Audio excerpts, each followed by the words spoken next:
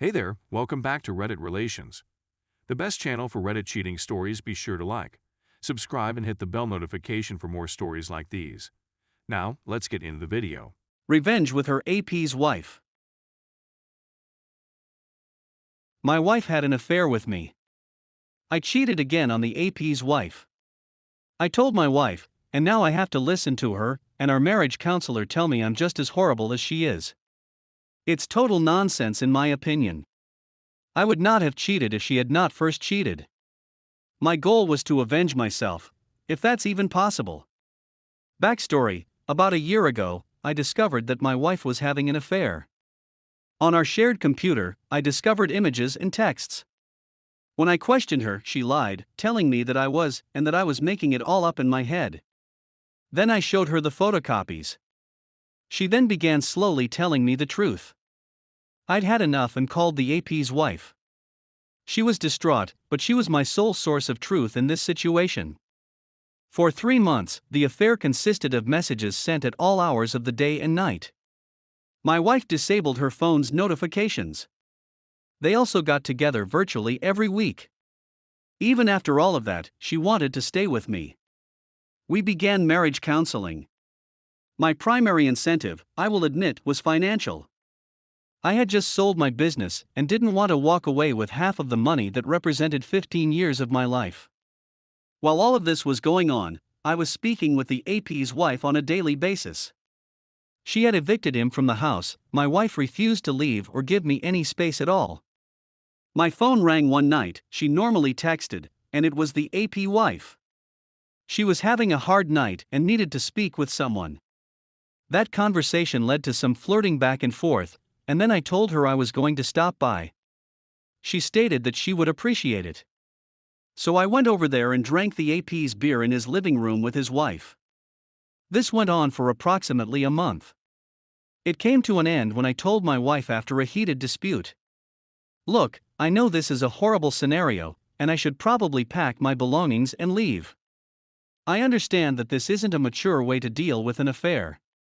But it wasn't until my disagreements with the AP's wife that I felt I could return to my marriage and work on it. I wasn't sad or unhappy any longer.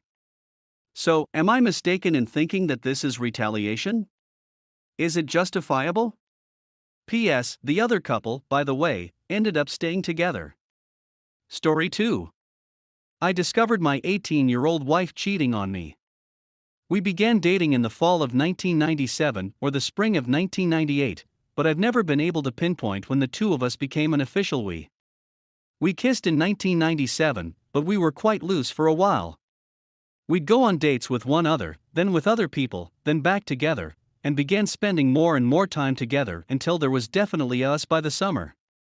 In the fall of '98, she obtained an apartment across the parking lot at the complex where I was staying, and because one of the clowns I was friends with at the time wouldn't move out, I effectively moved in with her that fall, clothes and bed at my apartment, slept every night in hers. We were pleased, and by the fall of 2001, I had proposed to her, and we were married in 2002. We had our first child in '07 and his brother in '11, and spent the first 3 years together having fun. I've been in a happy, devoted relationship for 21 years, nearly 17 of which I've been married. We understand that marriage is never ideal, it has its highs and lows. We are both musicians and have always linked marriage to a fine piece of music, with its forte, high, noisy, and piassamo, low, quiet, moments, lows, wrought with emotion. We've always expressed this sentiment to aspiring newlywed couples. Simply roll with it and accept it for what it is. You aren't living an authentic relationship if you don't experience lows/fights. We thought we had it all figured out, didn't we? We've recently experienced some stress since, after spending our entire lives in one region, we decided to take a leap of faith and relocate to another part of the country. This was followed by a layoff within the first 18 months, resulting in yet another relocation, even further away from home. We've now settled into our new home, only to discover that the company we relocated here for no longer has a place for us, necessitating yet another job change. This has been difficult for my hubby. Where everything went wrong. I'd been suspicious of something going on for a long now, and I'd started losing sleep over it. It all started in July of last year with an anecdotal narrative about a coworker on a work vacation in Vegas who had been sharing some extremely intimate company confidential information with my spouse. He should not have been telling, she said, but he was inebriated and possibly a little lippy. It sounded exactly like pillow banter. Based on the nature of the relationship, I pointed it out to her and was surprised when she mentioned him again, but I dismissed it as a friend relationship with nothing to worry about. Then, as October approached, there were more and more indications that something was wrong. A change in grooming habits, new lingerie, and other minor details. The most memorable was when she began to weep one night while we were having dinner. I couldn't figure out what was going on. She said that she was going through certain things, and that she could act funny for a while, but not to take it personally and to give her some space. All of this stacked up in my mind, and I repeatedly questioned her if there was something going on and if she was cheating on me. I decided I needed resolution and would take matters into my own hands by checking at her texts on her phone to discover evidence the night before Christmas. I hadn't planned on it that morning, yes, Christmas morning while breakfast was being cooked in the glow of torn wrapping paper tossed around the Christmas tree, but I ended up with her phone, helping to transfer son's old to new phone, and did a quick review, found the text I hoped wasn't there, and only words I remember seeing were, "I cannot take you being all over me 1 minute and ignoring me the next." I was instantly devastated. Destroyed. I couldn't stand, I couldn't breathe, and I couldn't speak. My son was in the room and asked, "Are you all right, Dad?" I staggered into the kitchen and informed her that I had discovered a message on her phone. To her credit, we went outside and talked it out. She claims to have given me the complete transparency and blow by blow. There are 3 total events. One was in his apartment in another state where he had gone, and she was visiting for work while her employer relocated. She went over to hot dogs for a restaurant concept. He approached her from behind, and she kissed him back. They went into his room and kissed. She alleges they came to a halt before any of them became naked, and there was no sexual encounter. One more was in the office in the other state 2 days later. The last time I saw them was on December 14th, 11 days before I found out about them. Later that week, she agreed to let me see the whole text chain that had been sent between them back and forth. They were able to connect in person, over email, and via a business instant messaging system. She and I are both aware that this is just half of the story. I'm not aware of any further communications that may have taken place.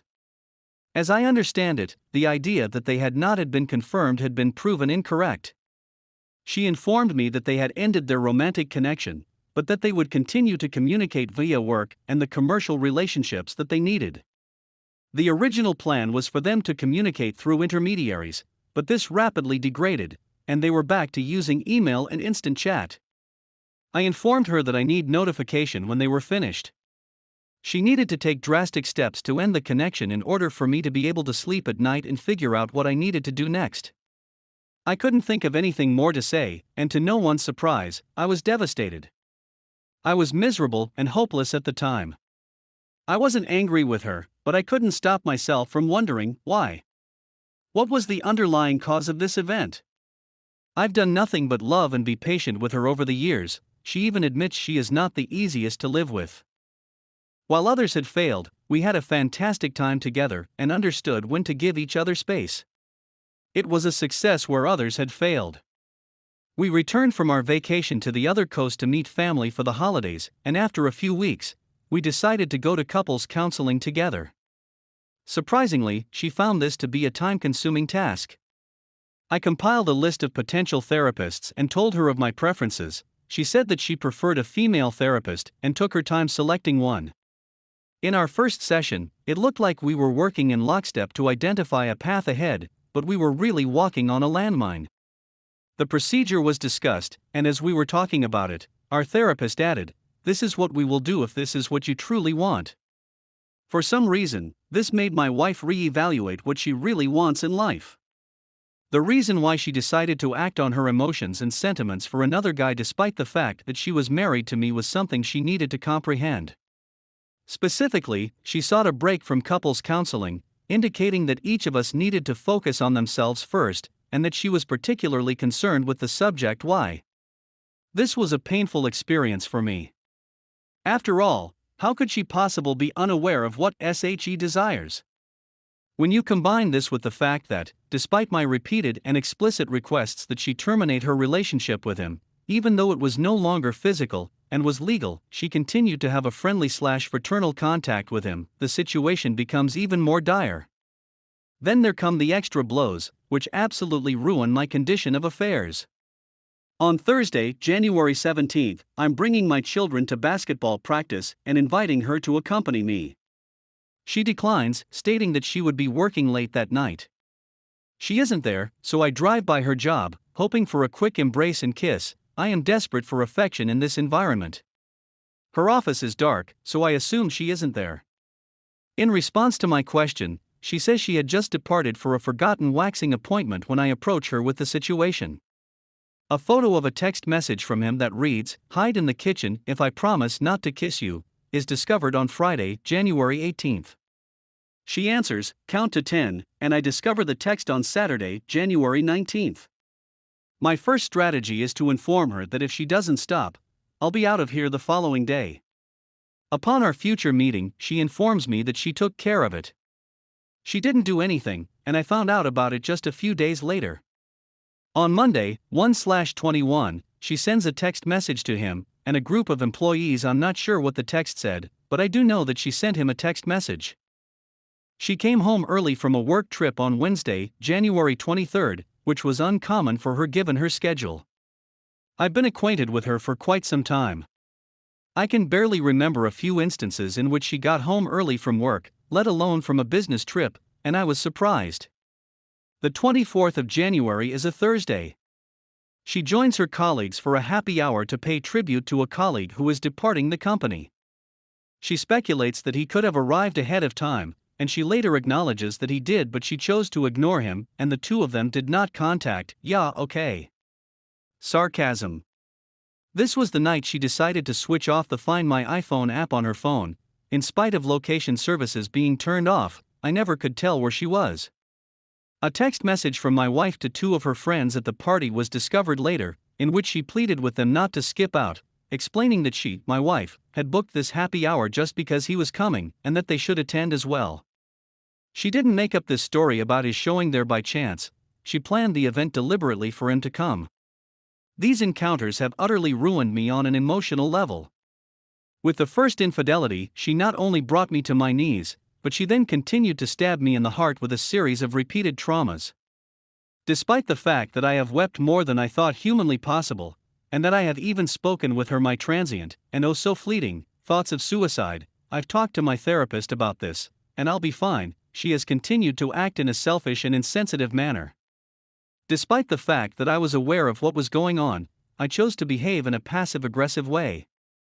As a result of this realization, I worked hard to find a way to trust her and give her space as she sought clarity with a therapist. This crucial realization is important to my recovery from the trauma of my relationship with her. In order for me to be successful, I need her to be truly committed in the process, not merely there out of duty or comfort with the children or with me. She contacted me on Friday to tell me that she had chosen to end her relationship with me. On Friday, she approached him in the workplace and told him that they would no longer be able to interact with one another again. Then she told him that she had made a choice and that they were no longer in a relationship with one another. As proof, she produced a text message from him saying farewell, as well as the fact that they had each forbidden the other's phone from being used to send text messages. My first reaction should have been joyous that there is even the faintest glimmer of hope for a shared future, but I am skeptical. In spite of everything, she is still the ruler of her domain. What keeps her from acting inappropriately with him, or someone else, in the future? Is it possible for me to live with myself knowing that I let her to lie and disrespect me? How can I be certain that she isn't taking advantage of my affections?